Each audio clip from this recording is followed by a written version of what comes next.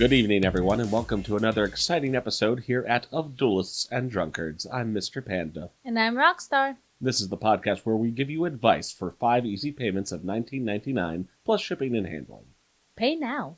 Along with all the bells and whistles you can expect with every episode here of Duelists and Drunkards, here are our 2 topics that we'll be covering later on in the evening. First, we're going to be discussing toxic masculinity in the context of media. In particular, as you might expect, we're going to be talking a little bit about Rick and Morty, among other things.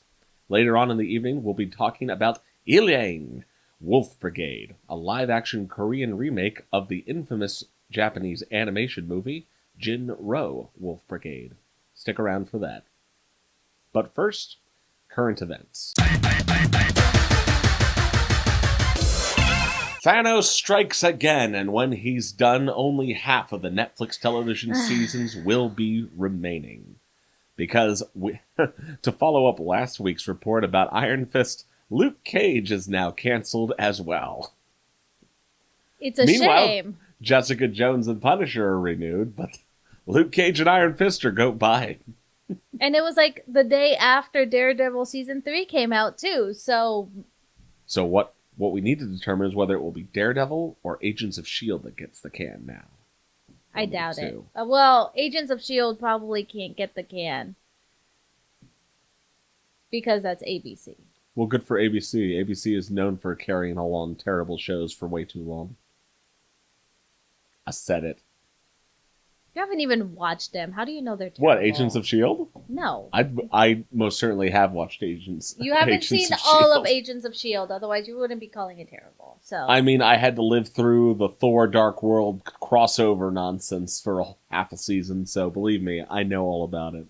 Next up, Japanese voice actor Nobuo Tanaka has passed away, most well known for his roles as Dio in JoJo's Bizarre Adventures, as well as Sozai in Gatchaman, and Peter in Monster, one more talented voice actor who has passed on, unfortunately. Also in anime news, we have Funimation ending its licensing agreement with Crunchyroll. Thank God. we all know Panda's hatred for Crunchyroll. Crunchyroll. $5 million in venture capital to just make money off of the back of other people's work. Yeah, sure, why not? In more positive news, a new mod for Breath of the Wild has come out, featuring the ability to play as Bowsette. Because of course. Actually, I'm not sure if that's positive news or not. Why did we mark this as positive news? Because it's positive news to me. Oh, okay. More positive news. This one for real. Attack on Titan Season 3 has been postponed to April of 2019. It's going to come out on the 1st, like a big old April Fool's joke for me. Isn't it technically hiatus? Yes, that's what a postponement is. Okay. A hiatus, a postponement, whatever. And in the world of confusion, we have a new report coming out about the Chikan subculture. If you're not familiar with what that is, these are criminal deviants who go onto trains and grope women or take upskirt shots and all sorts of manner of sexual deviancy. And a feature on, of course, an Apple product has led to a new trend within this group of people. They're doing airdrop Chikan. If you don't know what that is, it's probably because you don't own an Apple product. I had to have it explained to me. So I'm going to have Rockstar, who holds an Apple product, also known as enablement of sexual deviancy, to explain exactly what is going on here. I don't enable them. In fact, I admonish them because that is sexual harassment.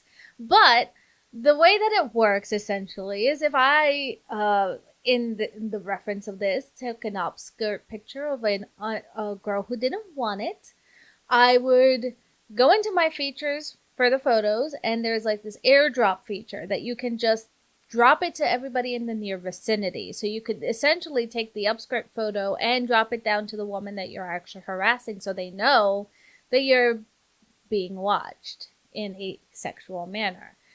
Japan has now put out statements to please put all your airdrops on private or essentially just contacts only, because you can just do it between people that you know. I've always had mine on private, mostly because nobody around me owns iPhones, so there's no point in me having the feature. I wonder why. But it's actually happening in New York as well. It's not just a Japan only now, it's actually spread to other subway systems like New York. The inevitable takeover of Apple. And a final note for tonight's current events list, we wanted to make you aware that the fan animation by a YouTuber called Tiara Y for Rick and Morty has recently been taken down. You might be familiar with this as the as the creators of Rick and Morty actually went and narrated the infamous transcript of a court proceeding of, gosh, I don't remember what the heck his name was, but a case in Georgia of a guy who killed an inmate while he was incarcerated and then had a very colorful exchange with the judge. And so Justin Roiland actually went and voiced a Rick and Morty version of that transcript with just simple black and white line art backgrounds. And then this YouTuber actually went and animated a full colored version, which because, I mean, let's just put it this way, the art style for Rick and Morty is not particularly sophisticated. So, it was very well done. At the end of the day, it was a lot of hard work. It was very well done. I'm not saying it wasn't a lot of hard work. I'm just saying that no wonder. Like, yeah, if you put a lot of work into it, you can totally make your stuff look like the real thing. It's not like you're drawing freaking Walt Disney. I couldn't tell that it wasn't actually from Adult Swim. And so apparently Adult Swim felt the same way. Because... Well, the parent company of Adult Swim, it was Turner ESS, took it down. As well as one of their other fan animations about Rick and Morty, so they have discontinued all Rick and Morty fan animations on their channel to avoid a takedown. And having wrapped up current events, we're going to hop now right into our first discussion topic. As I said at the beginning, we're going to be talking about toxic masculinity, because why the hell not? Everyone else under the sun has talked about it, we might as well go over it, and we're going to be talking about it with a particular focus on Rick and Morty, because that's how Rockstar wrote this episode. So I guess in order to start off the discussion, we have to talk about exactly what constitutes toxic masculinity in the broadest definition sense. So, let's go to Wikipedia. So according to Urban Dictionary, toxic masculinity is a social science term that describes narrow, repressive ideas about the male gender role that defines masculinity as exaggerated masculine traits like being violent, unemotional, sexually aggressive, and so forth. Also suggests that the men who act too emotional or maybe aren't violent enough or don't do all the things that real men do can get their man card taken away. Like ordering an orange sherbet. Oh my god, this is actually a really long definition. Lots of good concrete examples. So what you need to know about toxic masculinity in the broadest sense, if for some reason you've managed to avoid the discussion up until now, is that it is a set of implied values that go with being male, and failure to conform to them is seen as a negative thing. And that's what toxic masculinity is. How that's relevant to media is we're looking at situations where persons who personify these kinds of concepts, these over-exaggerated male hyperboles, if you will, are seen as either the protagonists or put in a very positive light in media. So those are the characters that we're going to be looking at. So, of course, we end up looking at Rick and Morty because Rick is a wonderful exhibition of male hyperbole. That's putting it mildly. Let's just start off with, I was reading, part of this discussion comes from two articles.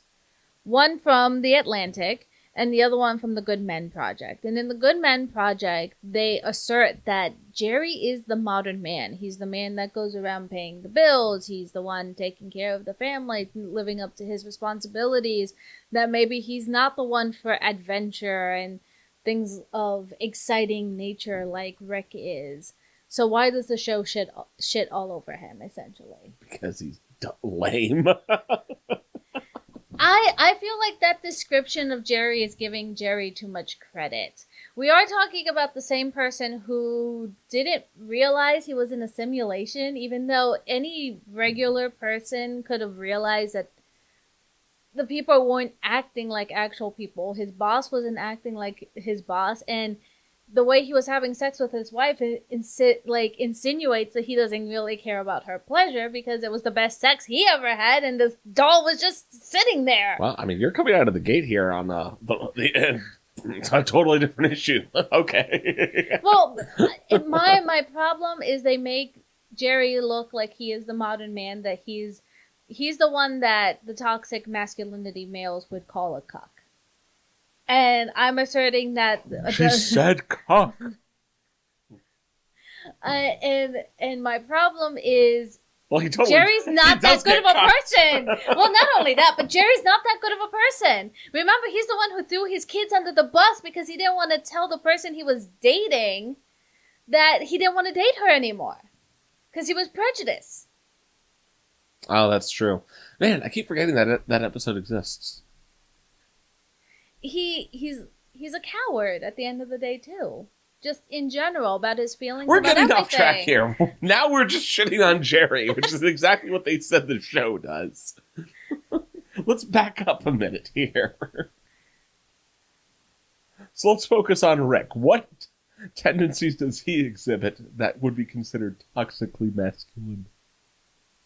I mean, do we really want to list them all? I mean, we might as well. Some people might not know what we're talking about. He's a raging alcoholic who abandons at will his family for whatever adventure he wants to go on. Oh, is alcoholism part of toxic masculinity? Well, I guess drinking straight whiskey. I think the issue with the alcoholism is that he does it to an excess, to the point where he may harm his own family doing so. Like putting Morty in such dangers during the superhero run. I'm trying to remember what the episode is called. It's the one that Dan Harmon hates. Yeah. So he drinks to the, not just to an excess, which is fine, but he drinks to the excess to the point of danger. Endangering his family. Mm-hmm. That's my point. And that also goes into the fact that he's a free man, so he can do whatever he wants. So his family's not really part of the equation. So all of the time. So he's super smart, super sarcastic, is good at putting people down in their place, so to speak. Adventure minded, even to the detriment of others. Right. It's referenced multiple times that he was like gone for like 20 years out of Beth's life before coming back. Well, I don't know. I don't know. Do we get a definite timetable on that? Because I feel like 20 years might have been too long, because I feel like it really only covered... Well, in the description of the show, it says 20 years. Okay. So 20 years is the actual canon. So he was gone up until like Morty and Summer were already grown up. So. Yes. So he wasn't there for Beth's life. He wasn't there for his grandkids' life until much, much later. He takes Morty out of school to the detriment of his schooling because he needs Morty to be stupid. Am I the only one who finds it interesting that they basically called Morty retarded in the first episode, and then that's never brought up again? Yeah, basically. I know Morty goes off on his mother for acting like Rick in one episode as well. The issue of not asking for help. I can figure this out on my own. I don't need other people's help. I tell you what to do is what Rick does a lot of the times. Think about it. When they were caught in the purge, he calls Summer not to ask her for help, but to say, do this, do that. Okay, I don't need you anymore. I'm good. And that's what he was admonishing his mother at, because his mother didn't want to call Rick or anyone else for help when Summer turned herself into the giant, inside-out giant thing. She wanted to figure it out on her own. So one of the big questions that is raised when we have characters like this who are ostentatious while also exhibiting behaviors that have a negative impact is, does the show glorify them to such an extent that it facilitates real-world people emulating the behavior, despite the fact that these behaviors can sometimes be destructive. See, I think that they show consequences in Rick and Morty. For instance, I would like to think so. I feel that at the end of the last season that we had, which was, I believe, season 3, at the end of season 3, he loses his family over being his toxic self the entire time. Because Beth goes back to Jerry, which he didn't want. The kids support the parents getting back together. And Rick is essentially back to being okay, well, I'm the grandfather. I'm not allowed to talk crap about my son-in-law. And everyone's, like, goofing on me. He's become the joke of the family. It's interesting, too, to put it in that perspective when we had the earlier episode, the infamous Pickle Rick episode. Pickle Rick! And when we first watched that, and there was some initial commentary on the Facebook feed about it, about how people not, like, oh no, it's like they've jumped the shark here. And I thought it was actually really interesting because when I was watching the episode, I was one of the first people who pointed out that, I feel like this is actually meta commentary on the part of the creators. We had the very early portion of the series. We had the whole Tiny Rick stage. Yep. And I almost felt like the Pickle Rick episode was a callback to that. And like, look how awesome, I'm just doing this preposterous thing, and it's cool. And then in reality, it's like highlighting the fact that, hey, we've tread this road before. How much longer can we prop up this this narrative with the force of his personality without having to deal with the fact that there's negative consequences that arise from you running away from your problems.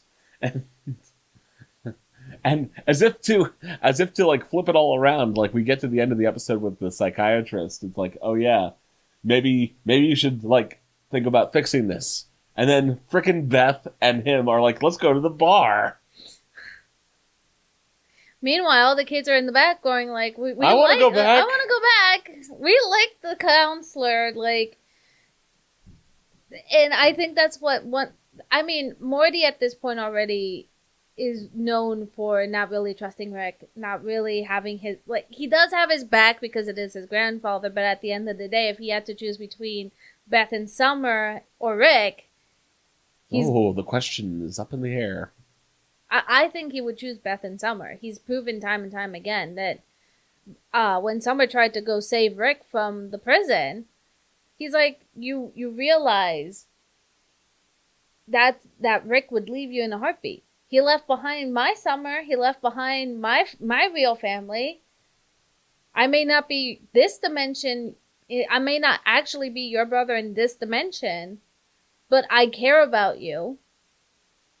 And it's kind of weird too when you think about it, because earlier Morty was also on the whole train of nothing matters. Let's go watch TV. Yeah, referencing the point that he's not from this dimension. Mm-hmm. I think the problem with Rick and Morty is it doesn't have as concrete negative consequences for Rick as, say, BoJack. I mean, I think it depends. When you think about characters who fit this kind of mold, I'm not saying there's not different nuances involved, but like the three characters I think of when I hear people describing the quintessential toxic masculine protagonists. Mm-hmm. We got Rick from Rick and Morty. We got BoJack from BoJack Horseman. We got in the live action world, we got House from House MD. Right. You have these. Well, BoJack maybe not the sharpest tool in the shed, but he has certain advantages that aren't intelligence related. But Rick and House have a number of interesting crossovers. Mm-hmm. Their high point of intelligence allows them to evade like the rules. Right. They both have an addiction issue, which comes back to haunt them every now and then. Mm-hmm. They have attachment issues. They got interpersonal relationship issues. They both have a whipping dog character. Yeah. Yeah, the more I think about it. I mean, like, I didn't see the later seasons of House where things kind of went off the rails, from what I hear, but, like, from a characteristic standpoint, I can see a number of parallels. Obviously, Rick and Morty goes a little farther in terms of the extremes of the situations that the family gets put through. But in House, for example, he ends up going to prison for a while, even though, haha, spoiler alert, he actually uses that as a way to kind of get around things and still keep up with his drug addiction, despite everything he went through. In Rick and Morty, you have examples like that psychiatrist episode. And despite everything he went through in that, it's still at the end, it's like, oh wow, I guess maybe he won't change. In BoJack Horseman, you have the pseudo redemption the kind of feel good thing that we had at the end of what season are we in now? Season 4? 4? No, 5. We're in season 5. Okay, so in season 4, kind of at the end, there weren't like any huge daunting consequences looming for BoJack. He had just gotten through the whole thing with Hollyhock and everything. But then we get into season 5, and it's like we're right back where we started. I would argue, and I think this is the part that I have a lot of contention with some of the people who are like, oh, well, this show is crap because it creates this kind of toxic attitude. No, people face consequences all the time in these shows. And like in Rick and Morty in particular, I think the reason it's interesting to see kind of Morty do this 180 and go back with like supporting his dad is because I think he kind of sees that too. It's like, all right, he had his Diane moment. Yeah. It's like, why won't you change? Even when you can self-identify that you have a problem. You won't change.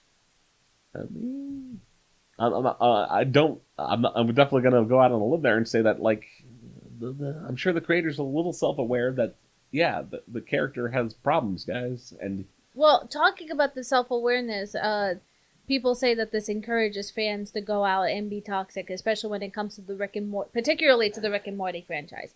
I know that a lot of the issues that people have is they feel that Rick and Morty fans are entitled and they're toxic, especially with the McDonald's. They love to quote the McDonald's. Oh my God, please. Event.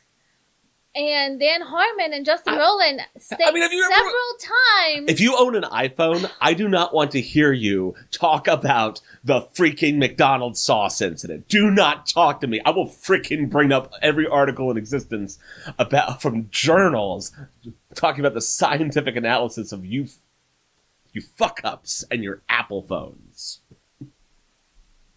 You realize I don't care. I don't care about your Apple phone. I'm talking about. I was going to say, I am not an Apple fanboy. I don't want people to get the wrong idea just because I own an iPhone. It's literally the only phone I haven't been able to kill. So. Yeah, congratulations. Rick and Morty was shown to have fans that are just like any other fan. There's no greater truth than that. Yeah, congratulations, guys. Fandom and merchandising. It's also worth noting that Rick and Morty isn't particularly worse in terms of that and any other fandom. So why you bother highlighting it is beyond me. See, I would like to point out the people that say that Rick and Morty has a toxic fan base because they promote toxic masculinity. If you can't remember that Steven Universe is actually really toxic fan base, and yet their show is all about love and peace and love everybody for who they are and whatever you are.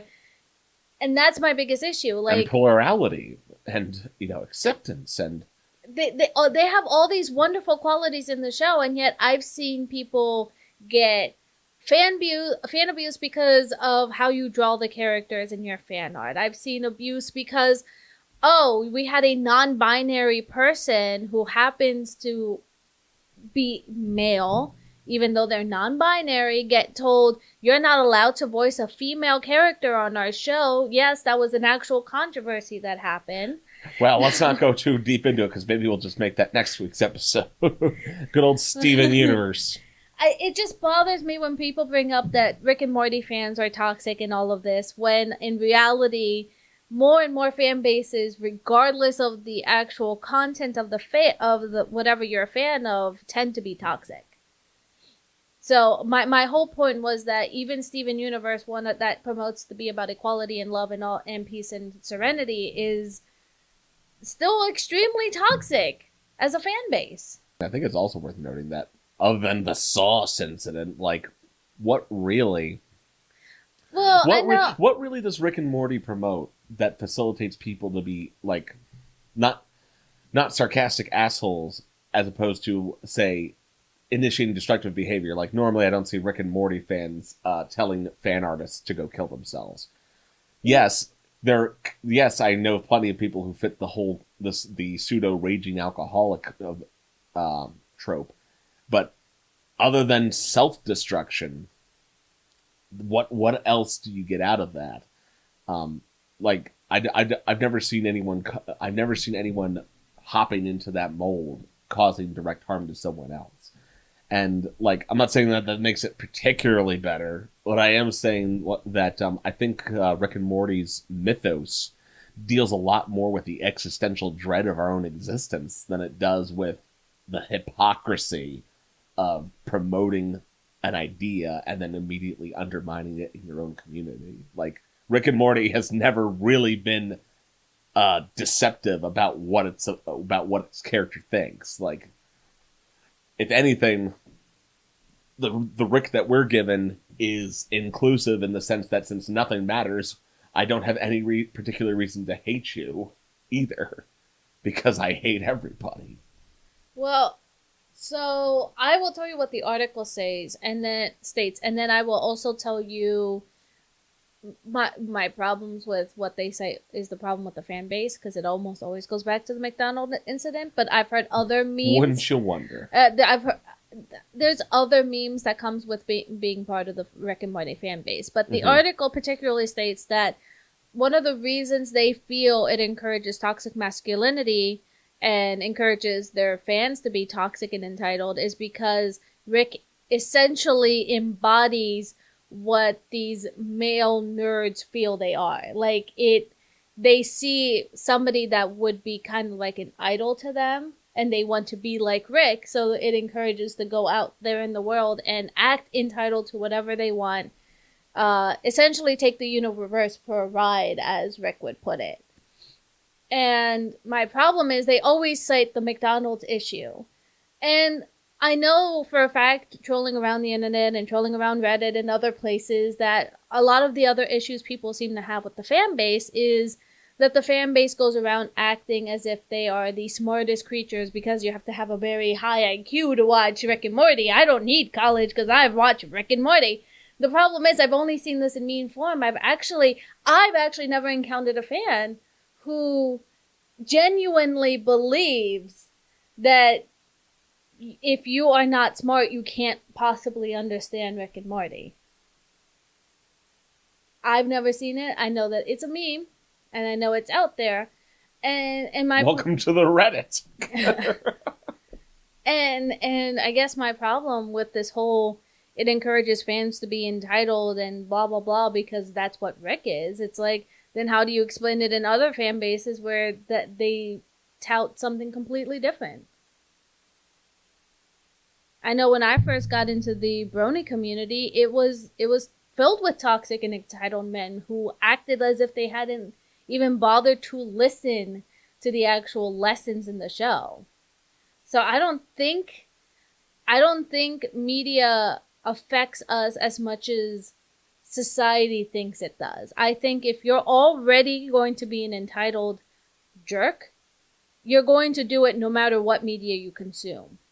Going back to one of the things you were talking about at the beginning with Jerry as some kind of stand-in for the modern man, and despite, I mean, like, I think it's interesting because I feel like maybe that's something that the show wasn't entirely sure what to do with him yet when they first started out, because I think that really early on you do see this sort of his most pathetic aspects, whether it's his inability to grasp that he's in a computer simulation, his inability to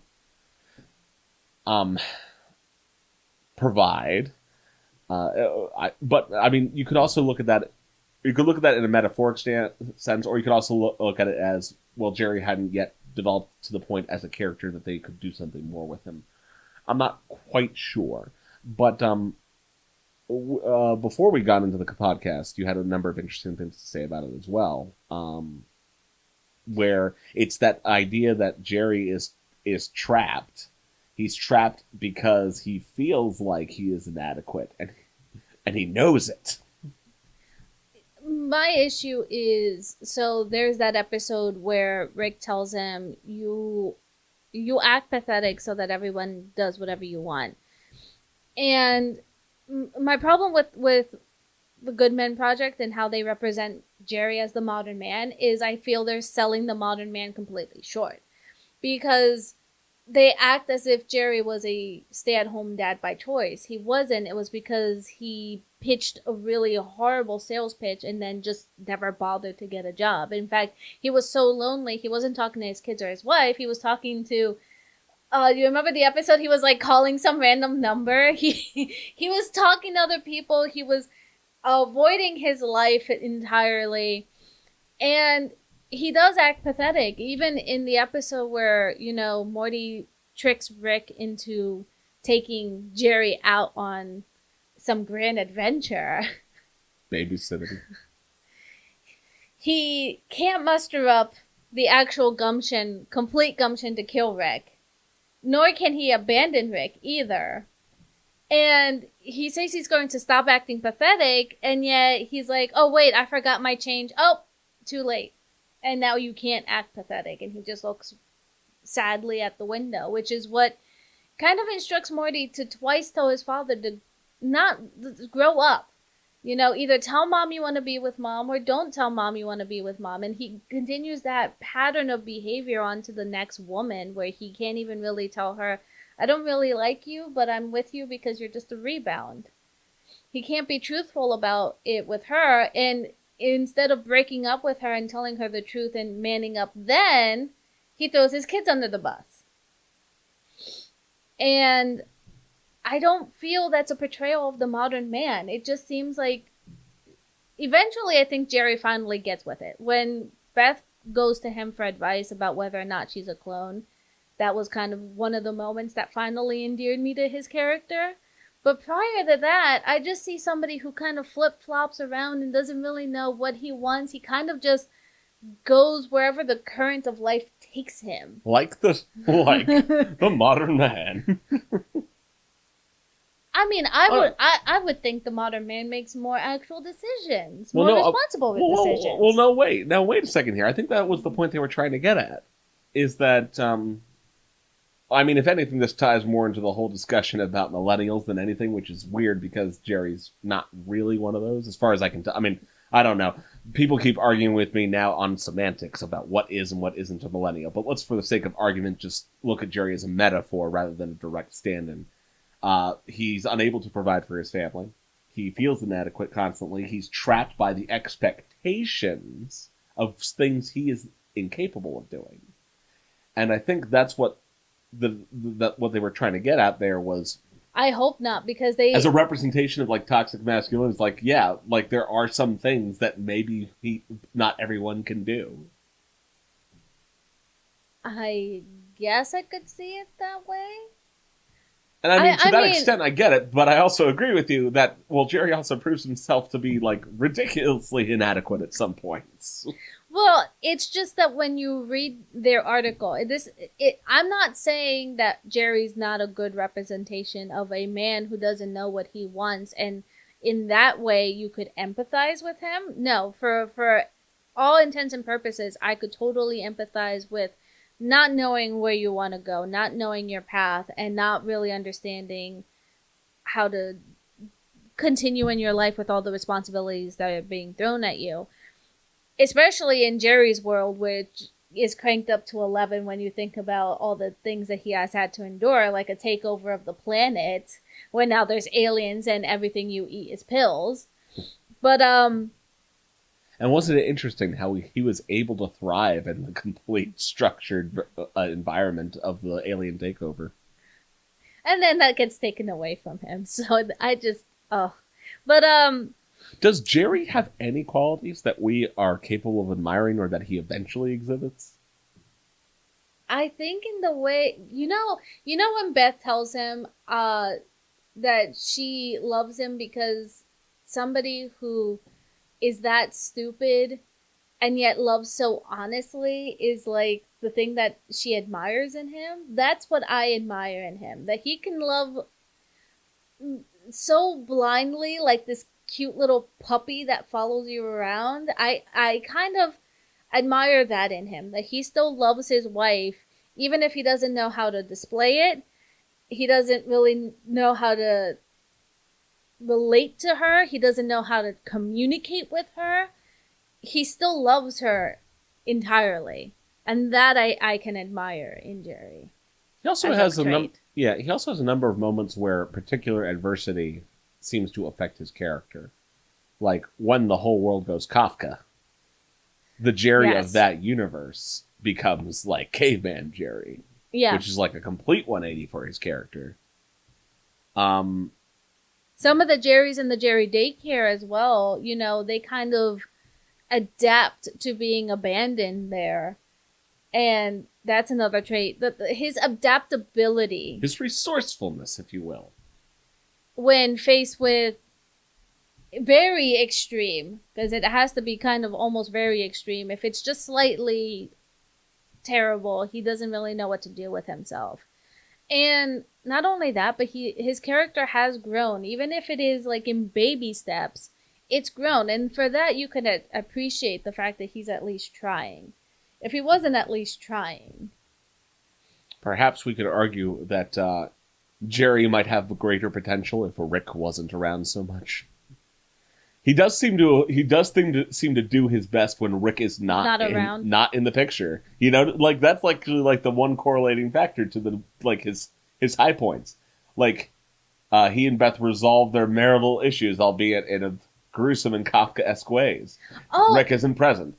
There is one other caveman. He isn't present. There is another time where he's extremely resourceful. Remember when they go off to the nuptial planet? Yeah. And they're being attacked by the goddess version of...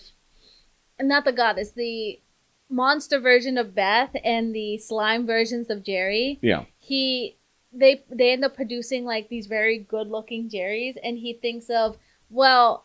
maybe I can't see my wife in the most gorgeous way, and we'll only be able to solve this if I put this in the most perfect version of myself. And he envisions Beth as a goddess. Yeah. And that's actually the most smart thing. And Beth even acknowledges that is the most smart thing you could have thought of to get us out of this situation. Yeah. And all of these high notes for Jerry as a character come when Rick is not present, or in the case of reclaiming his family, when he's been maligned to the side. Mm-hmm. So, in that sense, though, we come, of course, to poor little Morty. Morty as a male character. Although, I think we should throw in Summer and see, like, because Summer has her moments, too. But they're usually with Rick. Yeah. Which I find fascinating. Morty has his moments, and they're not with Rick, too. Well, Morty's also, like, a closet psychopath. But that's beside the point. Like, geez, have you seen when he, like, kills people? Oh, yeah, that boy has some problems. No. My favorite is when he has that gun that was, like, shoot me, this is a fake gun. And he doesn't realize that's the case until after he shot Rick. Yeah. Which means like he really was going to shoot Rick. Like, we're getting hinged at the whole thing, that Morty is becoming a little bit unhinged here. But well, I mean, if you've been through what he's been through. Yeah. Not only that, but think about, like, little American psychopath Morty when they get the toxins removed and he goes on to, like, be a big stocks person at the age of 13 and mess around with women, like, way above his age. Yeah, look what happens when you pull all the toxins out. Oh my god, that Morty was a little creepy. Actually, that episode in particular might be worth examining too, because I remember we were talking about how Morty kind of feels like he's in a little bit of flux. I mean, at the end, it's even more ambiguous because, like, he spends so much time with Rick, and he if doesn't admire him, he at least I think he wants to emulate parts of him. I think, or at least goes along with it. Whereas he wants to also be a good son to his dad, and he goes and visits him when they're, in their divorce phase, and does the science project with him when his father thinks that Pluto's still a planet. Yeah. And like Morty feels caught between two different Actually, the Good Men male Project, models. The Good Men Project brings that up as the fact that Morty feels trapped in wanting to love his father, but also wanting to, like, being caught up. I think their words were something along the lines of being caught up in Rick's excitement, like, exciting life of going around doing adventures and stuff like that. So he's caught between essentially being toxic masculine, toxic male, and wanting to be more like his father. Well, here's the good question, though. As we've already discussed here, is Jerry immune from being a toxically masculine character as well? Think about he got a woman to marry him because she felt bad for him. That's what I think. Think about the way she talked about it. Well, Rick also brings it up as well. That the only reason you're with my daughter is because you shot her with 20 cc of Dream Killer. Especially because we go into they almost aborted Summer. Remember, they go into that conversation. You bring up is Jerry an exception to being toxic masculine, a toxic male? No. What I'm suggesting is that perhaps they're both toxically masculine, at least by the more broad standard we might apply to the subject, and that's where Morty kind of is getting stuck. It's because it's not an issue of wanting necessarily one or the other. The problem is that he wants the best of both worlds. I can understand that because, like I said earlier, Jerry's not the shining example of a male either. He doesn't, when he's in the simulation, the thing that always bothered me was he's kind of, when he's having sex with simulation Beth, he doesn't seem to realize that there's nothing she's literally just a stiff doll doing nothing on the bed, and he basically says that was the best sex I ever had in my life. And there are other little hints here and there that he doesn't, that he has issues of toxic masculinity. And I wonder too if that's, like, for instance, when he felt he needed to assert his dominance over Snuffles. Well, mostly because he can't seem to assert dominance anywhere else in the household. So of course he's going to take it out on the only thing he can, which is the dog. Yeah, he feels powerless. Right. So he has his moments where he's not always just a good person. Now, if you go into the comics world, I actually read some of the Rick and Morty comics. In the comic world, there's actually a version of Jerry that is Rick. It is essentially a Rickified Jerry, and he has taken over an entire world and is ruling it and is really good at it and ends up taking over in our Jerry spot because he wants to essentially create a harem of Beths and take over that world too. And I just found that I never really finished the story, so I don't know where it ends. But I always found that version of Jerry fascinating because I've never viewed him as somebody who could be like Rick. Well, infinite continuities, infinite different Ricks. Well, I mean, you also have his friendship with... I don't want to get into it, but of course you have that theory, that ongoing theory that the Morty, the secret Morty, who's like... Evil Morty? Evil Morty. Yeah. Yeah, is actually, in his continuity, is Rick, essentially. Like, he's the Ricked Morty. Right. And happy Rick might be his Rick. Probably. There's always a lot of rumors when it comes to Evil Morty because Evil Morty is a fascinating out there character, which I really hope they bring back for the next season. If they ever bring back the next season. Yeah, well, I mean, now they're like guaranteed to bring us like 9 seasons. 9 seasons. I hope this is me throwing out a very far-fetched consideration. We see that, especially with the whole infinite continuities thing, I'm hoping that when everything's brought to a head, that this subject might come up. I hope that the underlying story is going to end up being here that there's a lot of different potentialities for any one individual, and that you can exhibit all sorts of behaviors, and ultimately it might be up to you. Right. Like, yeah, everything that we experience over the course of our lifetime kind of helps impact who we are, and but if you look at the world in multiverse theory, it's like, well, if you have infinite potentialities, then that means that the potentiality of you is yourself. You make the decisions, and that would be a really nice little moral lesson. And I don't think that any glory that we assign to Rick as a character sets us up to be more toxic than we already are within ourselves. In particular because, like I said, well, yeah, there's things that Jerry does that are admirable. There's also things that Rick does that are admirable. Like, he's not devoid of positive qualities. He occasionally cares about at least one other person in the universe, which is an interesting quality in and of itself. He has self-sufficiency. He's intelligent. And, yeah, he doesn't always do the thing that will put him in the morally right position. But we all have downer qualities in our life.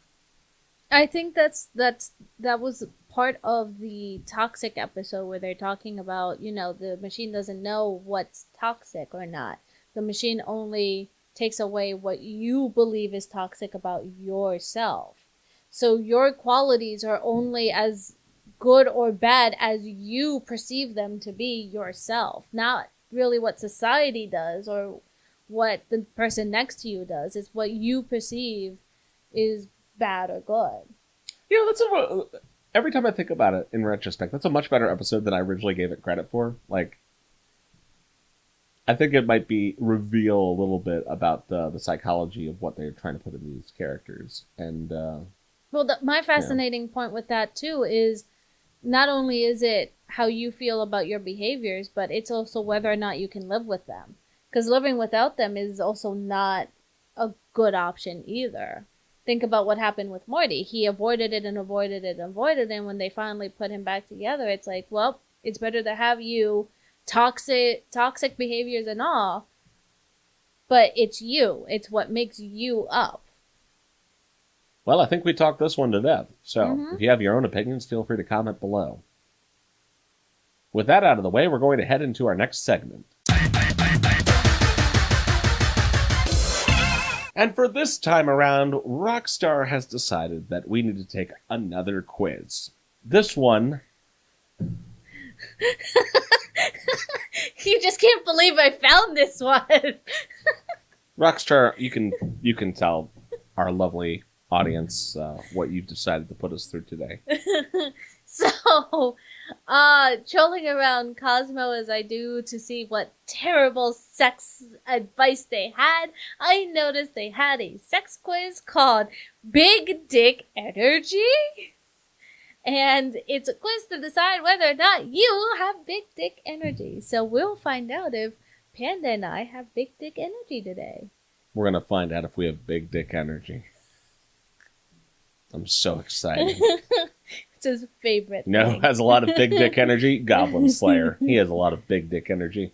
So supposedly, by taking this quiz, it should tell us whether or not we have big dick energy. So, are you ready to take the quiz? Go ahead. All right. Number 1. Do you think K is an acceptable response to a text? Just the letter K. No. No? All right, well that... You have to at least put KK. I hate that. K is not an acceptable response. All right. Number 2. Do you wait for your Tinder matches to message you first, or do you message them first? Tinder or Grindr? Tinder. Oh, wow. Does it make a difference? I don't know. I've never been on the dating app, so... I mean, Well, then relate it in the real world, I guess. I guess I send the message first. You send the message first. I would wait for them to message me because I'm a coward. I've always been when I'm an introvert. I can't. All right. Number 3. How many exclamation points on an average do you use in a professional email? 1.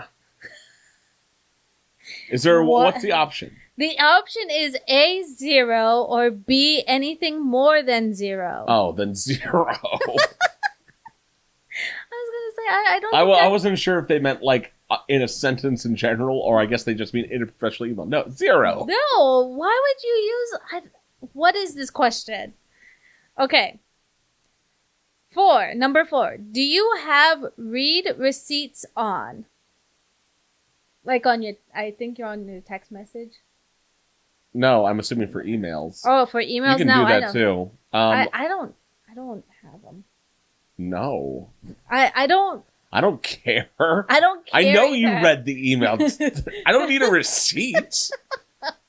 Don't kid yourself here. All right, I know you read the email. I actually really Emails don't care. do not go lost in a business server environment.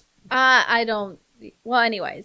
Number 5. What's more your style? A, do it and ask for forgiveness later, or B, get permission first. Oh, always do it first. You always do it first and then ask for permission later. Yeah. I always get permission first. And then if you say no, I just do it anyway. No, if I'm working, it's like, no, I'm just going to do it because that's the way it looks like I'm supposed to do it. And it's like, oh, you can't do it that way. Well, that's not what the book says. Well, I just, as a general rule in life, I always ask permission first. And then if I don't like the answer, I just do whatever the hell I want anyways. That's my response. #me too. No, not like that. No, we're not talking consent here. We were talking about other things. Really? I thought that we were talking about doing things with permission.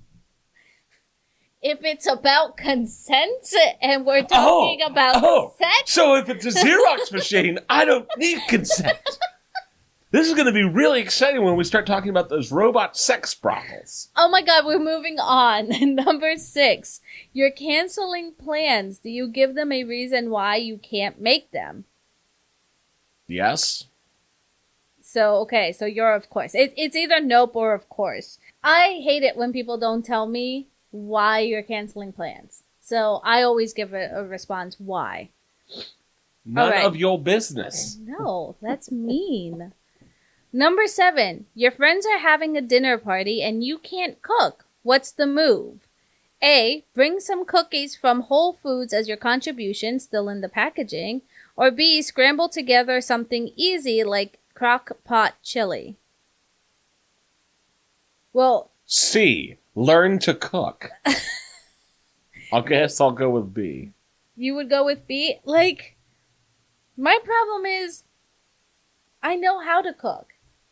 So, I mean, I'd go with B too because I've actually made crock pot chili and it's amazing. Number 8. You're going to be 30 minutes late to work. What do? A. Roll in quietly, pretend you were there the whole time if anybody asks. Or B. Draft an email apologizing for your lateness while on the train. I guess B. I mean, neither of those scenarios sound particularly plausible, but I'm never late for work either, so who cares? I was going to say, I guess it's you're going to be. I usually know if I'm going to be late, I call like way ahead of time. I call my boss to let them know I'm late. Number 9, you're on a first date. What are you more likely to do? Show up in no makeup and talk shit about yourself all night, knowing your date will still sleep with you. Or B, go out all night, dry bar, appointment and all. Well, I'm not a woman, so the first one would not work for me. Well, I mean, you could still put on makeup. If I go out makeupless, my like your first thing. No. Makeup, foundation. Let me put it. No. Let me fix exactly what I mean here. I have no pre-assumption that my date will still sleep with me anyway. happily, if you're a woman, you can probably count on the man wanting to sleep with you no matter what. Well, that's mean to the man. What if he doesn't believe in sleeping on the first date?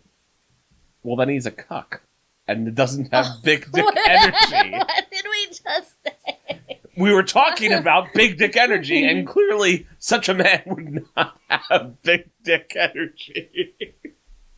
Oh my god, just answer the question so I can answer. Oh, I'm sorry, what was the question? You're on a first date. What are you more likely to do? A, show up in no makeup and talk shit about yourself all night, knowing your date will still sleep with you. Or B, go all out, dry bar appointment and all. The hell is a dry bar? You're asking the wrong person. No clue. Should we go to Urban Dictionary?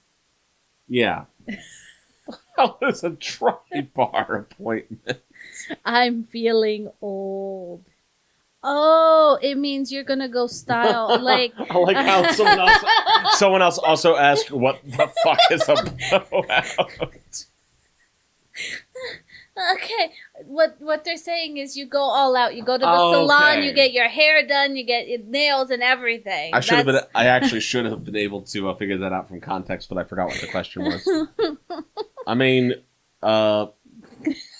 sure. Are you gonna get your hair did? Yeah, I'll go to the barber. See, the thing is, I will always show up with no makeup because I'm not about to put on any expectations for the man to think that I wear makeup at all. I like to look nice when I want someone to sleep with me. And I don't care whether or not they want to sleep with me on the first date. Well, that's just your problem then. You don't have big dick energy. Clearly. Number 10. It's your best friend's birthday. How are you showing her love today? A, posting a picture of the two of you at your worst with this caption, "Love this bitch." Or B, posting a collage of you two together at your most photogenic with a long, heartfelt Instagram caption. A. I was going to say that would be me if I was going to post anything. Normally, I just text them or call them and ask them and hang out with them. I have the distinct feeling this quiz was meant for women. What are you talking about? I know some guys would totally be into this quiz. Although this one's going to be fun with you. This next one. I mean, are the friends in question gay? No, you're just being a toxic male. I'm not. What are you talking about? I'm talking about the way the questions are worded. Okay, wait. Number 11. You realize you haven't had sex in a while. How do you deal? A, order a new vibrator on Amazon with 2-day shipping. Yeah, men totally order vibrators all the time. Some men might. Yeah, gay men. Stop! And send out a bunch of copy-paste messages on Tinder as a fail-safe. Or B, watch a rom-com. Go out and get some puss! Where's the C? Well, that's why you send out a copy-paste messages on Tinder to while I play with the vibrator. Oh my god! You know what? Fine. A. You strike me as more of a rom-com kind of girl. When I haven't had sex in a while? Yeah, well, watch the rom-coms. No, not Next really. question. I would have the vibrator and not send out Tinder. Just me and my plaything. All right, number 12. If someone didn't go down on you, would you continue dating them? No. Okay, well, I love that the no one is LOL, no. Yeah, I think mine would be no. You have to. I'm sorry. Like, if I'm gonna go down on you, you have to reciprocate. Well, I mean, I don't think it inherently says that there's a one-way street here. I think it's just saying that in general. Either way, no. You notice that your ex has been watching your Insta stories lately. Do you A, preemptively block him, you don't need that shit, or B, post extra to double, triple, quadruple check that he is in fact keeping up with your content on purpose? B, because I don't care. Yeah, I was gonna say, like, I don't care either, so I don't understand why. Guess it must be an Instagram thing. I guess. Number 14, your best friend ditches you. Your best friend ditches you to hang out with her boyfriend. You're so pissed, so you A, call her out in real life the next time you see her, or B, give her the silent treatment. C, I don't care. Call her out. I mean, direct communication. That's the key. Yeah, for me it's still I don't care.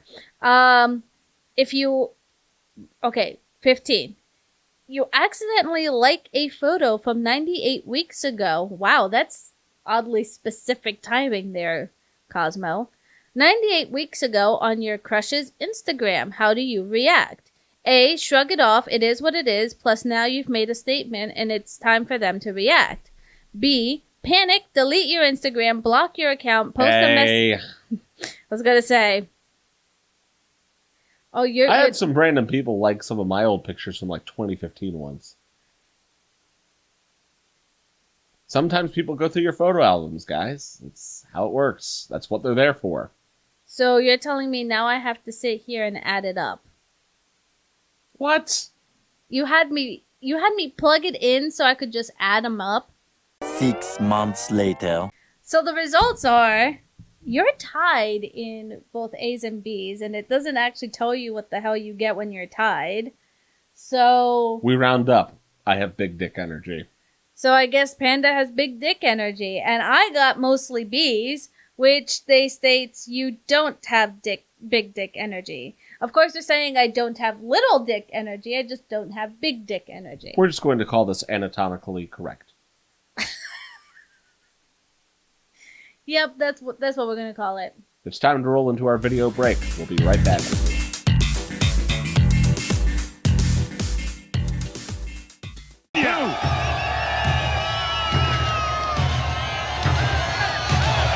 I don't know what that is.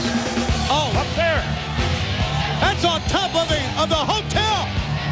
That's about 15 stories in the air. Look at that. That's the wall. Maybe the wall will choke slam Hogan from the top of the hotel. Say wall. If you want some, come get some. That's the wall up there, brother.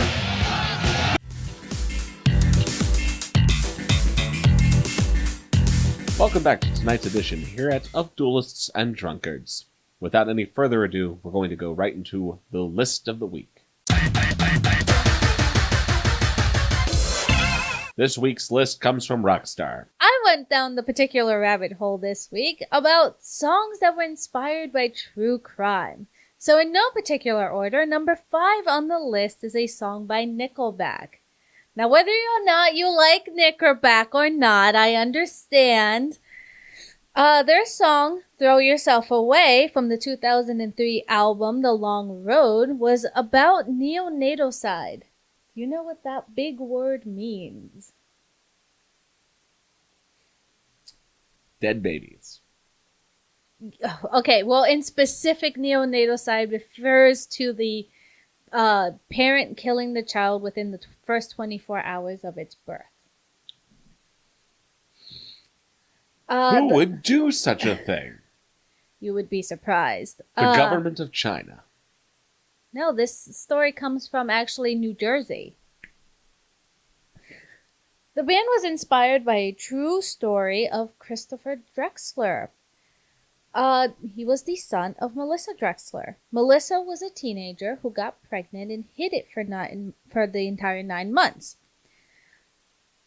June 6th, 1997 was her prom night. And that particular day, earlier that morning, her water broke, and she had cramps on the way down to prom. It's like the Teddy Roosevelt of prom stories. Like, my water broke. I still gotta cut a rug. Well, about 10 minutes after arriving at the prom, she goes to the bathroom and proceeds to give birth. She then fished the baby out of the toilet and suffocated it and threw it in the garbage. Wait. Yes. She fished the baby out of the toilet. Yes. She had the baby while on the toilet. Yes. Yeah, no. I mean, there was blood everywhere, and the janitors actually did ask her, like, where the blood came from, and she said it was her period. Then, of course, the janitors felt... And leave it to men who to not know that, well, it normally doesn't involve that much blood. Well, I mean, you'd be surprised they didn't hear screaming or crying. Jesus. Because she basically got away with it because she cleaned up as best as she could, and she went back to dancing that night. All right, continue. She got caught because the janitor noticed the odd weight in the trash bag and actually went in and checked it. Lo and behold, he found the lifeless body of Christopher. And she was, of course, promptly arrested because she actually did plead guilty. She got a plea deal. For aggravated manslaughter, she was sentenced to 15 years in jail, but was released on parole 3 years later. Interesting enough, this was not the only reference to this particular crime. Family Guy also did a reference. I think this would be the more popular, well-known one if you happen to watch Family Guy. Because no one listens to Nickelback. Right. The skit, Prom Night Dumpster Baby, was the musical stylings of the prom baby who expresses his feelings after being dumped while his mother is on the dance floor dancing away. Number 4 on the list comes from a band that is known for the genre of music essentially known as murder rap. Insane Clown Posse. Go figure. Insane Clown Posse had a song called Chris Benoit, which is actually about the wrestler by the same name.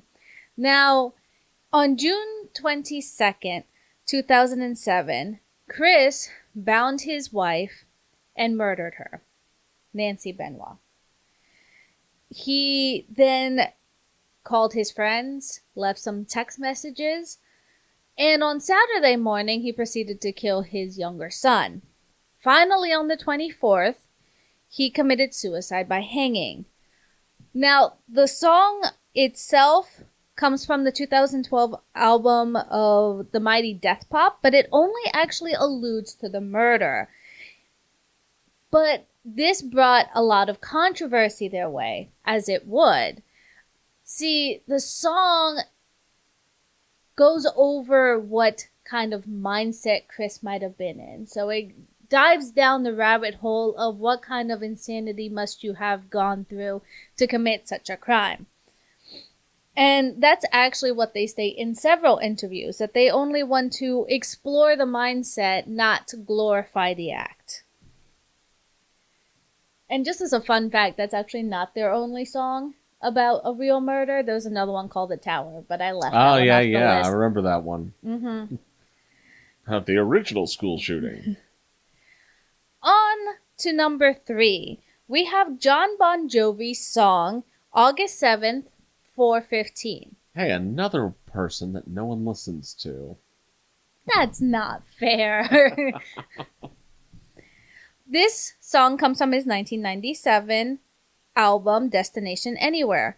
Now, this particular real-life crime, murder for the most part, hit really close to home for the singer because it happened to be the daughter of his personal manager, Paul, and I'm going to butcher his last name, Corlizius?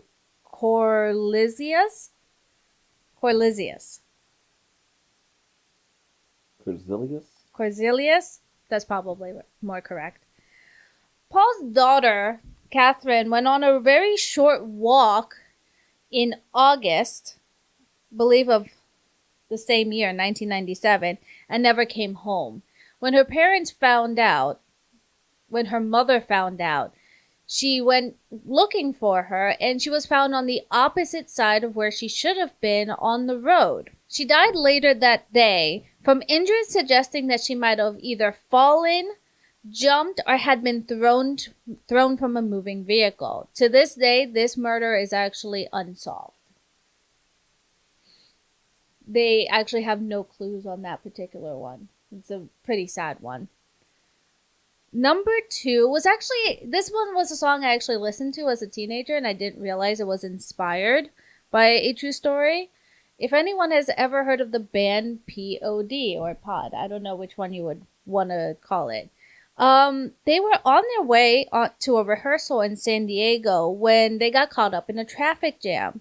They later found out it was because of a school shooting 2 miles away. That was the Santana High School shooting that happened in March of 2001. This school shooting left 2 dead and another 13 injured. The shooter, who I won't mention his name, received 50 years to life in prison. He's actually still in prison to this day. They're actually trying to work actively to get him out. There's this petition that they say that his sentence was too harsh. For a school shooting? Okay. Yes. This shooting hit very close to home for the band, who had just been doing charity work for Columbine. And not only that, the particular school happened in their own hometown. So when they got back to the studio that very same day from the traffic jam, they actually wrote the song. So this particular song, if you're wondering, can be found on their 4th studio album, Satellite, released in September of 2001. The song in question is Youth of the Nation. And this song can be found on their 4th studio album, Satellite, that was released September 2001. Interestingly enough, September 11th, 2001. For the last pick on the list was a murder that rocked the LGBT community in specific and inspired actual, not just multiple songs, but poems, plays, documentaries, movies in its wake. This one is of particular note. His name was Matthew Shepard. He was a University of Wyoming student who was tortured and brutalized and left for dead in a field. Matthew flirted with a man that night who flew into a rage and killed him for it. In the case against the murderer, he pled temporary insanity with a defense now well known as the gay panic defense. That just simply by knowing that Matthew had any kind of sexual advances towards him flew him into a rage that he could not control. So, just in songs, there was approximately about 40 that were either written or rewritten. There was one that was Lady Gaga sung and rewrote in honor of Matthew. But the 2 songs of note is Scarecrow by Melissa Etheridge, namesake because the biker who found his body the next day thought mistakenly that Matthew's body was a scarecrow. And American Triangle by Elton John and Bernie Taupin. The other thing that came in this wake was legislation that was passed not only in Matthew's name, but another victim of a hate crime, James Byrne, to expand the 1969 federal hate crime law. Melissa's song can be found on her 1999 album Breakdown, and Elton John's song can be found on his 2001 album Songs from the West Coast. With that, we're going to roll into our second discussion topic. And to understand exactly what we're talking about tonight, you have to understand that this newest movie that we've actually watched for the purposes of this discussion, Illang, Wolf Brigade, is a Korean remake of a Japanese animated film called Jin-Roh, Wolf Brigade. Roxy has only watched in full the newest one. I've seen both, but I've given her a little bit of a preview of the animated film to give her a little bit of context for what we're going to be talking about tonight. So, Illang the Wolf Brigade takes place in an alternate timeline where, well, no, I guess it's not an alternate timeline in this case. Yeah, I have misspoken. Illang takes place 6 years from now, in 2024, where Korea is like, oh, the world is a scary place, let's reunite. And then 5 years later, when the prescript is finally over and the movie actually starts, it's in the middle of the interim period of reunification, where the country is facing multiple exterior and interior forces that are trying to kind of cancel the reunification effort. In the midst of all this, there's a widespread civil unrest, and a particular terrorist group called the Sect that has kind of like conglomerated everyone who has a beef with the current government into this super terrorist group. In order to combat the terrorists, alongside everything else that needs to be done, along with general unrest and protests, they develop a unit called the Special Unit, which is this heavily armored, Nazi-esque equipped special forces group, which is basically impenetrable to the average bullets and carries heavy machine guns to take out just about anybody. Then we dive into government conspiracies and all sorts of stuff. At the center of the plot is this guy named Lim, who, after failing to put down a very young terrorist who was carrying bombs between locations, manages to escape unharmed from the bomb itself, but gets some psychological damage and is being used as a scapegoat in the inter-department warfare of the police. So, without getting too muddled up in the little details of the government conspiracy, Rockstar, tell us about your impressions of this fine Korean film. So I will start off by saying that it's not the kind of genre of movie I normally watch. And what I mean by that is I'm not very good at watching political / spy drama kind of stuff, because it just... I end up having... It's a psychological thriller. Well, or no, actually, no, I'm not. No. I'm going to backtrack that for a minute because for reasons. Go ahead. Because I'm that person when I'm watching one of these. I'm that person you hate. Because I'm constantly like, okay, so X just happened, right? And it's usually because I'm trying to follow the plot. Because if I don't, eventually I'm just going to be so lost in who's betraying who. Which ended up inevitably happening anyways. Wait, do you still not understand what was happening in the movie? I mean, I don't understand. I don't want to do spoilers, but I don't understand. We're past the spoilers point. At this point, everyone knows. I don't understand why they had to kill the girl at the end. What was ambiguous about that? It was obvious why they wanted to kill the girl. I don't understand why they felt they had to. Tying up loose ends. Why did it matter if she just went off in the countryside and chose a new name and did whatever the hell she wanted? That's not how spy movies work.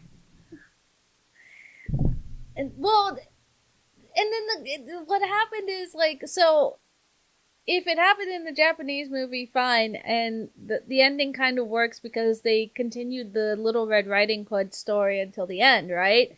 And so they had the imagery a little bit where it's like he is the wolf in in human clothing, and so it works because she does the grandma, crying out like Little Red Riding Hood, and then he kills her.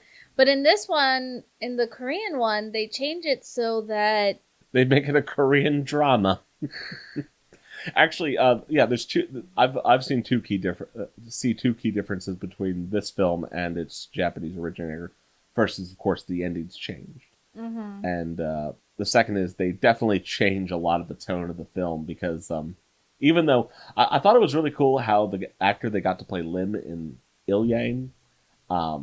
does present himself in a way that's very similar to the character Fuse, who is his Japanese version counterpart. Very stoic, not very emotive until like right around the end. Mm-hmm. That's something that's like one of the hallmarks of the film style. But it's much more actiony. Well, so I have to admit that the other thing is, you know how everyone was touting like Mad Max Fury Road for being so good? I couldn't stand it.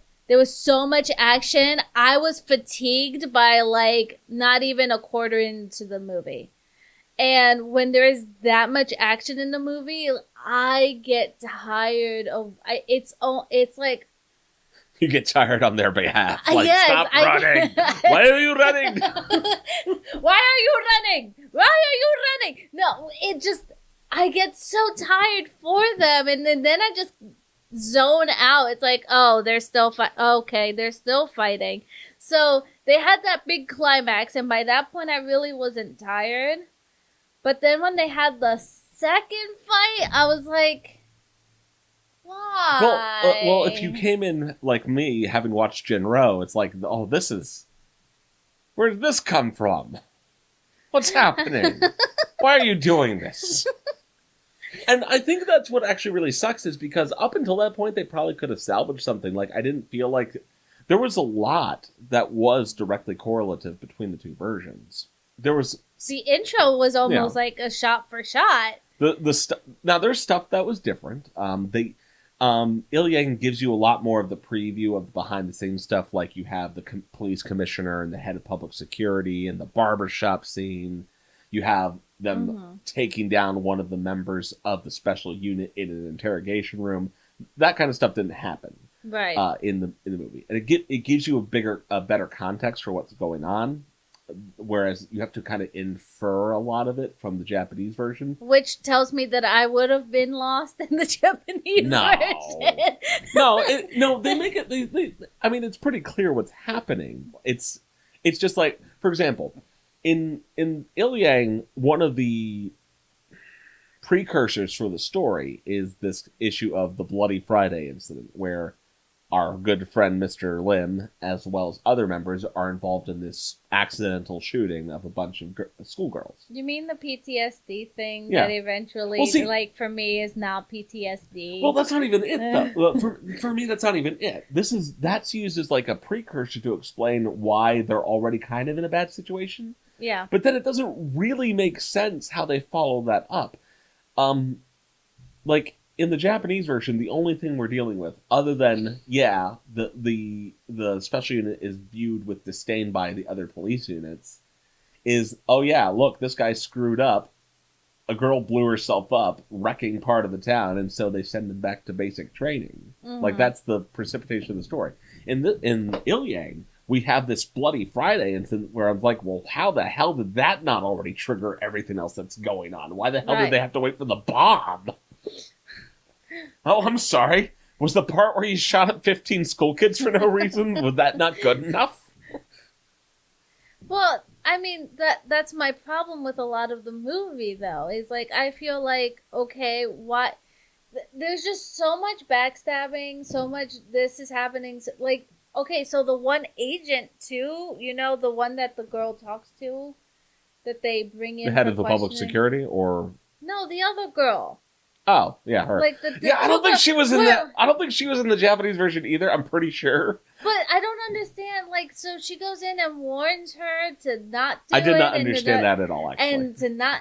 That's my problem. There is some threads that they put into the movie that make it even harder for me to follow. And I'm like, why was she in there? Why did she warn her? I didn't really feel like she had a purpose in that whole story. Didn't. Like, you could have cut her. Like, correct me if I'm wrong. I feel like you could have cut her out. Yes. And nothing would have changed. Yeah, because they tell her to go seek out her boss, but then her boss shows up at the end of the movie. I'm guessing that's what she actually went and did, but there's no real, like, follow-up there, so... What? So, the girl the woman at the very end who was getting the new account in a different name, was that her getting the payout for finding the boss? I guess it must have been. Is that what we were... I feel like that's what we were missing, but that wasn't, like, made clear. Oh no, we fell into the trap of all Asians look the same. Well, I don't think it's our fault. She was wearing a wig. Yeah. And that was noted in an earlier scene because the wig comes off. True. So... Yeah, I guess that must have been her. I honestly stopped paying attention at that point. I gotta be honest. Like, there were parts of the movie I was really enjoying. It's just that, see... It really does feel like they wanted to turn this into a standard Korean action drama. And that's what... I I don't know. There's a lot of times where I look at adaptations like I'm a very forgiving guy when it's like, oh yeah, you want to do something different with this, but it's like you didn't have to do certain things. Like you could have very easily personalized this story and not drastically changed some of the thematic elements. I think that one of the things that's really interesting about the original Jin-Roh is that we haven't highlighted this yet, but if you're familiar with either of the versions, you'll know this. The Red Riding Hood fantasy tale plays a big role in kind of setting a format for what you can expect the characters to be doing. And parts of it keep being used in narration throughout both of the movies. And I think that they obviously are still using it in the live action Korean version, but especially with the changes at the end, it's like I really think they backtrack that entire thing. That I think that's my problem. Is whereas I still don't understand why they had to kill her or not. At least in the what you showed me of the Japanese movie ending, it made sense that he does actually kill her and feel bad for it.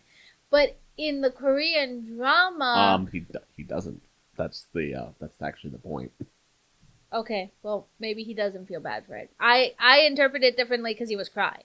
I'll explain in a moment, but yeah, continue. In the drama, they have him fighting the other guy, and then it's not sure whether or not he got shot. Because it's a romance story. But that's my problem with it. Is how is it a romance story if you're bringing this guy up to be emotionless and supposed to be the wolf in human clothing, and yet the wolf fell in love and now she's going to North Korea with her brother and he's just gonna stalk her on some train platform?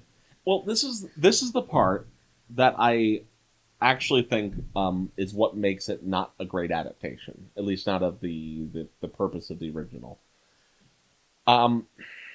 So the Red Riding Hood thing is really cool in the original Jin-Roh because it's not just an issue of, well, I mean, there's the more obvious aspect of the metaphor because, you know, you have the guys who put on the suits and there's this uncanny resemblance with the design of the helmet so that it's very wolfish, like almost like a snout.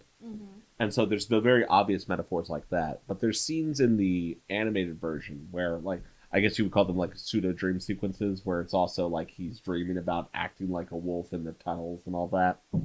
So there's the obvious metaphors like that. But what's really interesting about that entire dynamic of the Red Riding Hood and the wolf is, in my view, it actually transposes them constantly throughout the narrative. And that's something I think that the live action version misses out on.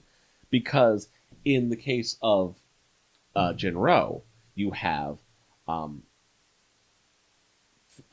Fuse, who's the Japanese version of the guy, pursuing the Red Riding Hood in the tunnel at the beginning of the movie. But then you also have, when he's going back to basic training, you have this idea that, well, you know, because of his his exposure, his sensitivity, like what's basically got him into his predicament, having him back in training, he and the other trainees are like little Red Riding Hoods.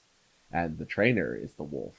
And then you have the public security guys, and they're kind of like the wolves. And then they're going after him and her, and they are the Red Riding Hoods. And what's really interesting by the end of it, especially when you talk about the one version of the story where there's like that cannibalistic element where Red Riding Hood actually eats the flesh of her mother and all that.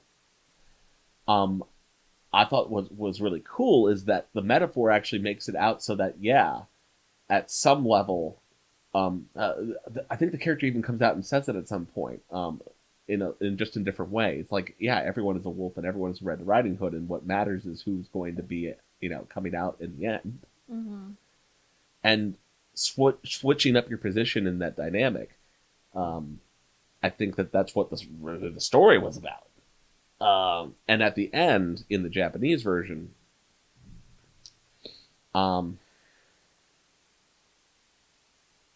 when Fuse removes the last element of his humanity, he stops being a Red Riding Hood. Mm-hmm. He is both the devourer and the devoured. And so it comes full circle. That's why I really, really like Jin-Roh. Right. Anyway, that's just my interpretation. I don't know. It just feels like what deeper meaning is there in Illang? I'm not saying that every movie has to have a deeper meaning than follow the metaphoric track. It just feels like, yeah, it was kind of like the imagery is really cool. I think that they do a decent job of mimicking the flow of the original, but it's like, especially with the last 20 minutes, just like, I mean, you could have ended the film a little sooner. On top of everything, it's like so long. Well, there were parts.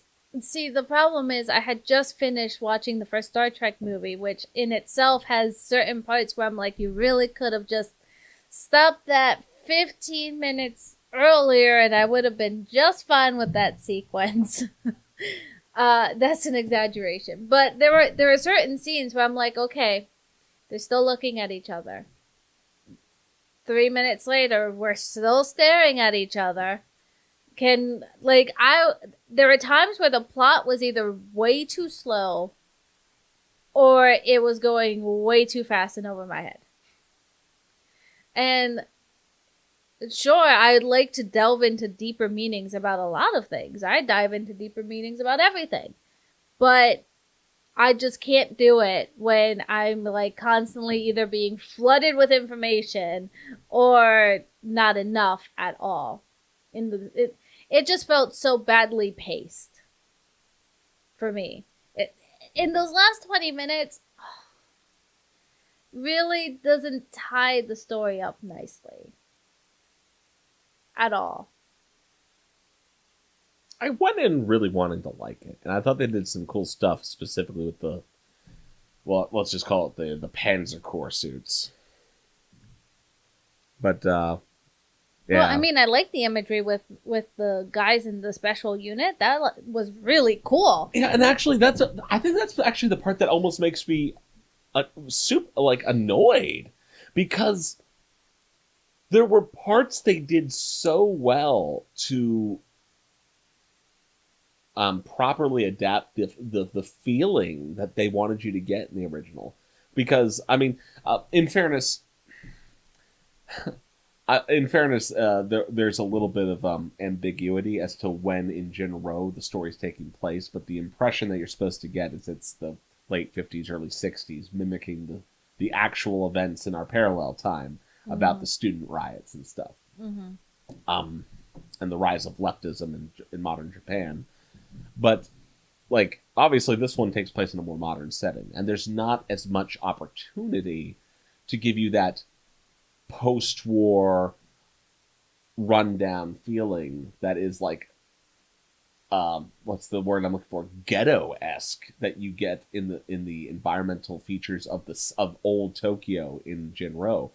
And yet, in the tunnels and the way that they present the special unit, all of that feeling of detached non-humanity and menacing and the low lighting, that they actually did really well. And I was just annoyed that they could mimic the aesthetic feel of a lot of the old movie and just kind of miss out on parts on the point, you know?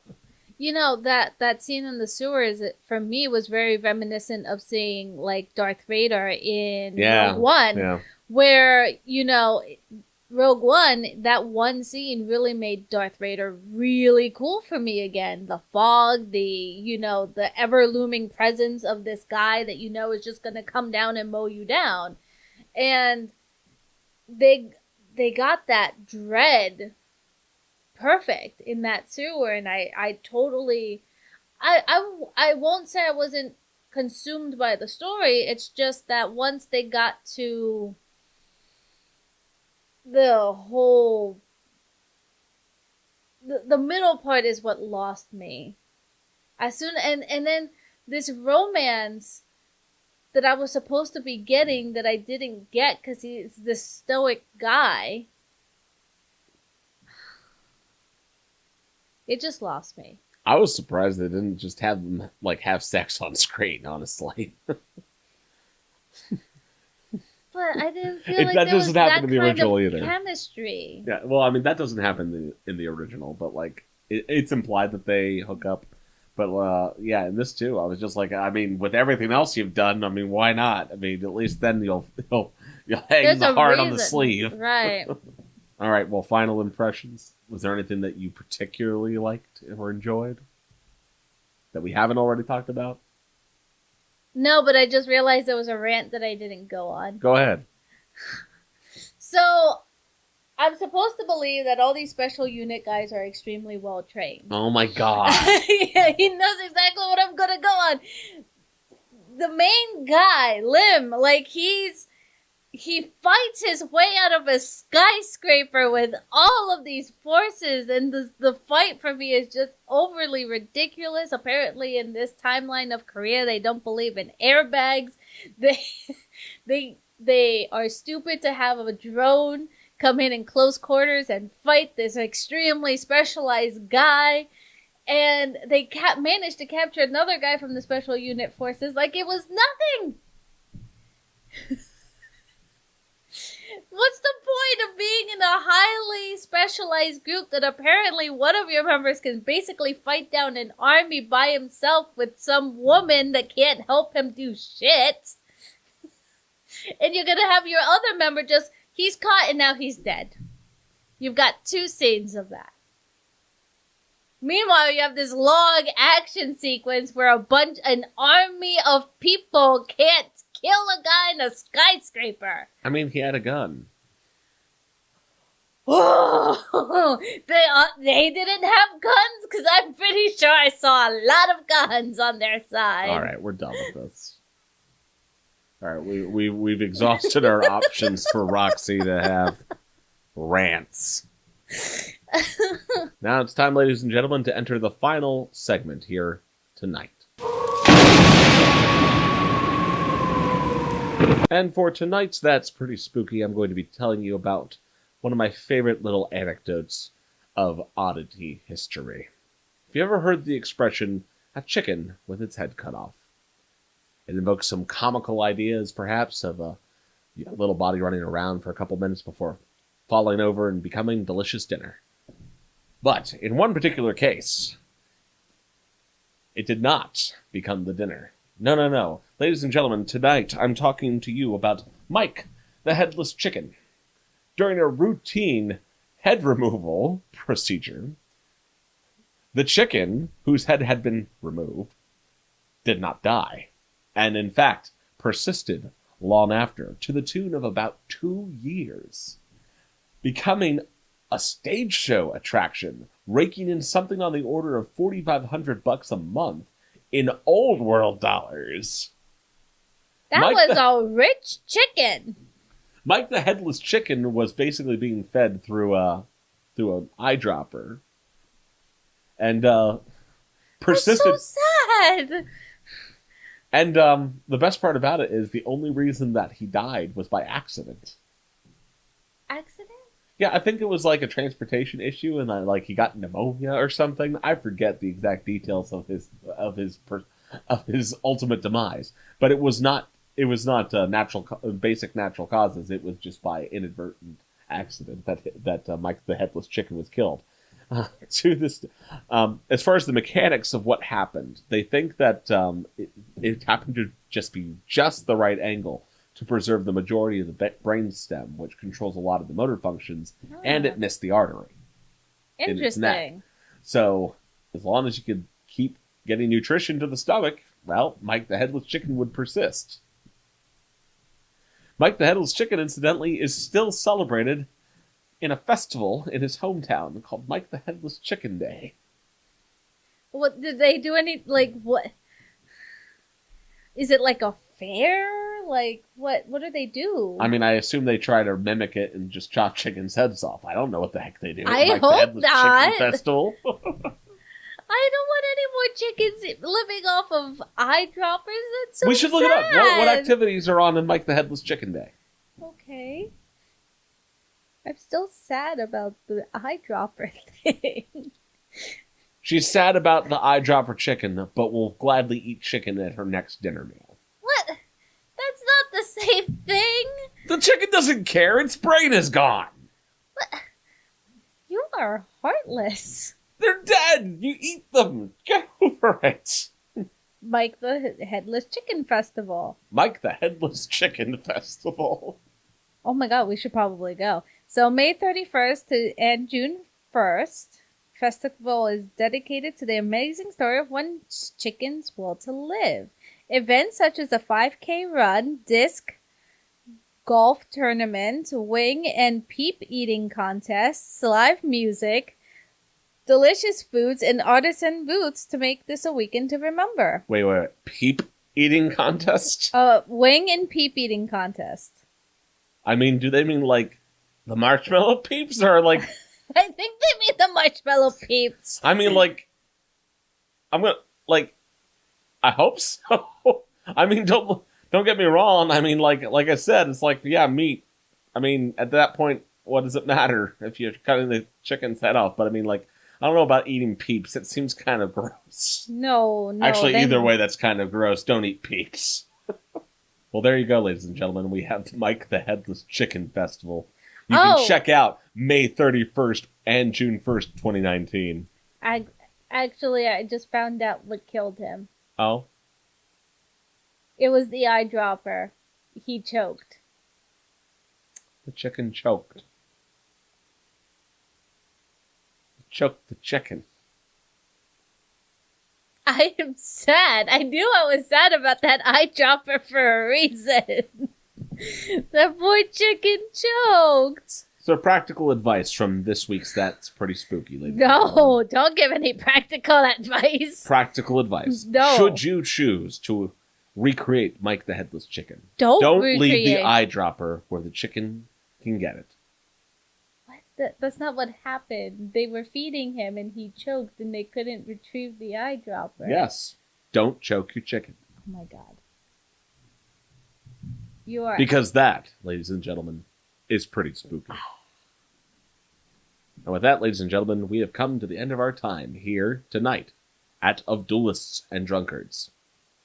We hope that you continue to enjoy these fond little evenings with us here at the studio. Also remember that there are not any duelists, but there are plenty of drunkards. Bye-bye!